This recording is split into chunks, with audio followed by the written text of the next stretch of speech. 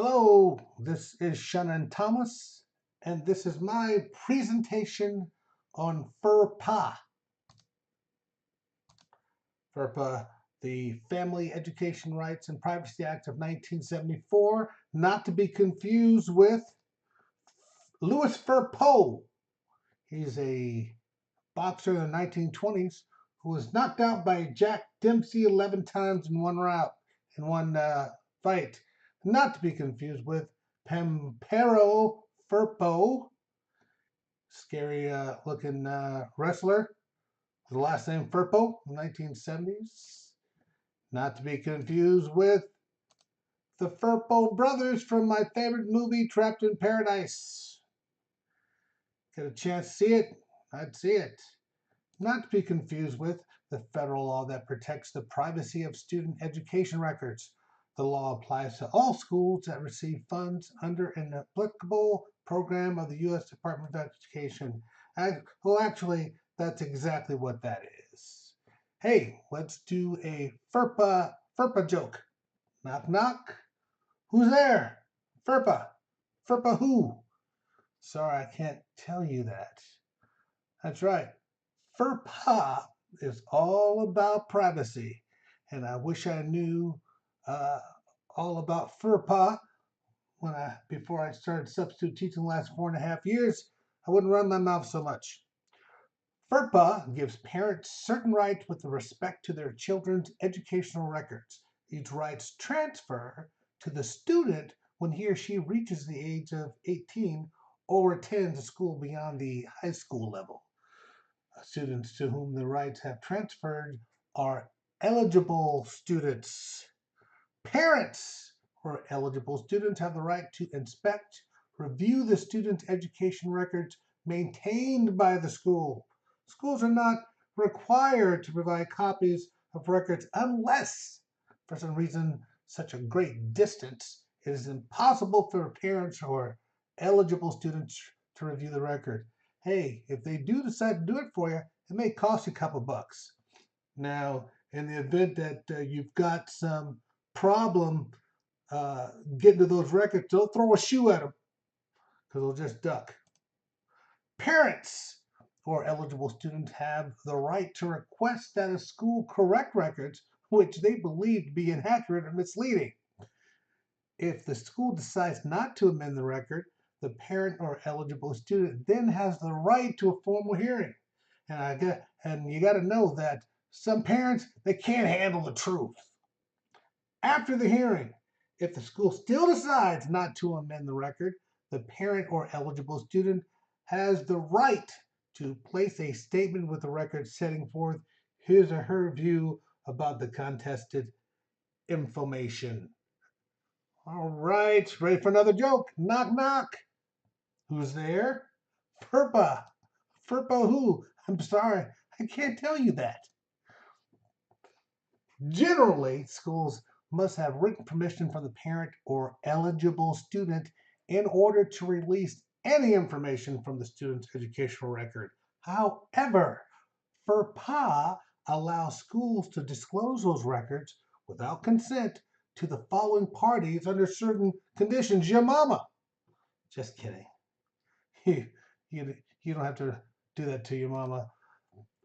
They can revert those records to school officials with a legitimate educational interest, or to other schools to which a student is transferring, and your baby's mama. I'm still kidding. I'm sorry. Specified officials for audit or evaluation purposes. Also to appropriate parties in connection with financial aid to a student.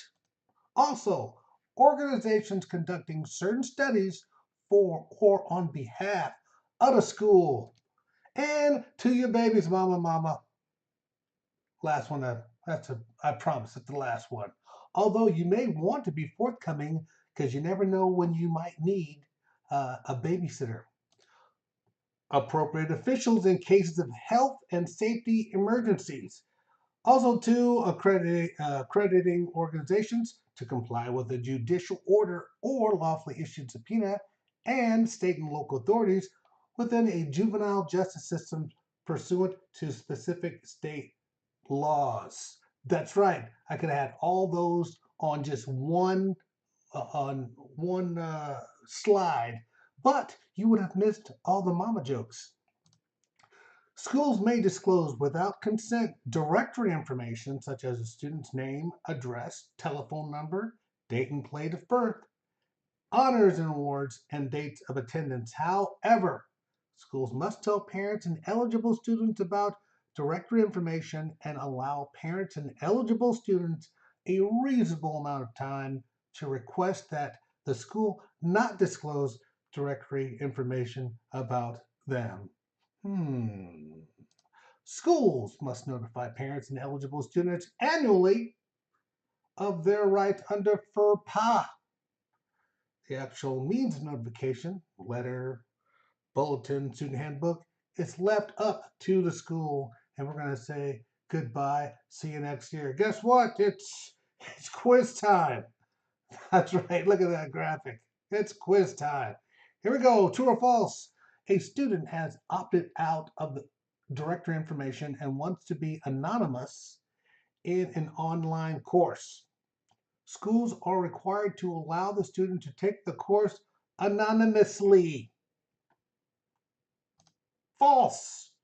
Under FERPA, a student may not use his or her right to opt out of directory information disclosures to prevent school officials from identifying the student by name or discussing the student's electronic identifier or institutional email address in class. True or false? An eligible student that opted out of directory information has left the school. Now that the student is no longer in attendance, the school is required to disclose the student's directory information. False!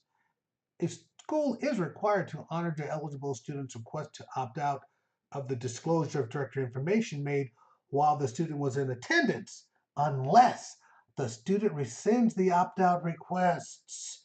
True or false? Law enforcement records are protected under FERPA. False! Law enforcement units, these are records created by a law enforcement unit at the educational institution, created for law enforcement purposes and maintained by the law enforcement unit, are not education records subject to privacy protections of FERPA. As such, the law enforcement unit may refuse to provide a parent or eligible student with an opportunity to inspect and review law enforcement unit records, and it may disclose law enforcement units records to third parties without the parents or eligible students' prior written consent. True or false? Parents must be informed about students' violation of alcohol and controlled substance rules. True and false. FERPA permits a college or university to let parents of students under the age of 21 know when the student has violated any law or policy concerning the use or possession of alcohol or controlled substance. True or false? A spouse of an eligible student has rights with respects to that student education records. What's yours is mine, baby. False. Spouses of eligible students have no rights under FERPA before an educational institution discloses information from a student's educational records to his or her spouse. The student would have to provide written consent. True or false? An educational agency or institution has 120 days to comply with a request to view records. False. FERPA requires that the educational agency and institution comply with a request by a parent or eligible student for access to educational records within a reasonable period of time, but no more than 4 to 5 days after receipt of request. Some states a little bit more flexible. True or false? It is permissible to release grade point average GPA to honors organizations without consent. False. FERPA does not generally permit a school to disclose a student's GPA without the parents' or eligible students' consent. True or false? A post-secondary institution cannot disclose financial aid records without written consent.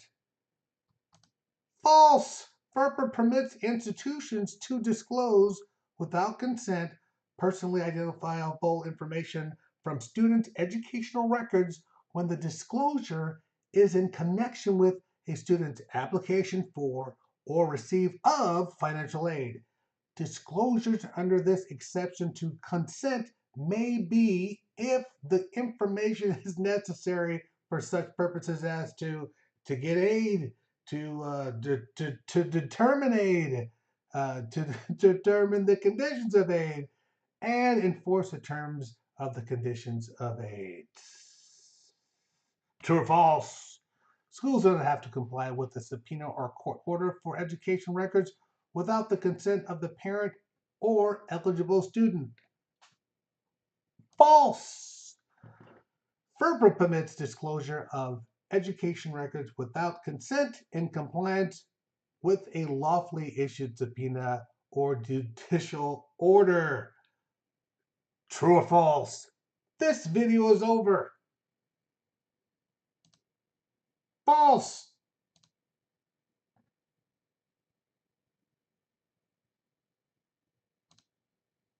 See? I still had references.